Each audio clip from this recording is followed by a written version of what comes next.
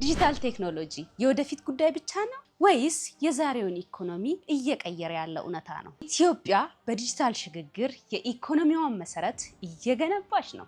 ከግብርና እስከ ኢንዱስትሪ፣ ከማዕድን እስከ ቱሪዝም ዲጂታል ቴክኖሎጂ ለምርታማነትና ለፈጠራ እድገት አዲስ ምዕራፍ ከፍቷል። የዲጂታል እምርታው ሀገር በቀል ኢኮኖሚን በማፍጠን ከፍተኛ አስተዋጽኦ እያበረከተ ይገኛል። የዲጂታል መሰረተ ልማትን ማስፋፋት፣ የፈጠራ ስራዎችን ማበረታታት፣ የኢንቨስትመንት መስፋፋትና የንግድ ቀላልነት የኢትዮጵያን የኢኮኖሚ ሽግግር በተጨባጭ እያፋጠኑ ይገኛሉ። የዲጂታሉ ዘርፍ አገልግሎቶችን ከማዘመን ባሻገር የስራ ዕድሎችን እየፈጠረ የንግዱን ዓለም ውድድር እያዘመነና ለዘላቂ ኢኮኖሚ እድገት ጠንካራ መሰረት እየጣለ ነው። የቴክኖሎጂ ፈጠራ፣ ዘመናዊ አሰራርና ሀገር በቀል የልማት አቅጣጫ ኢትዮጵያን ወደ ፈጣን የኢኮኖሚ ለውጥ እየመሩ ናቸው።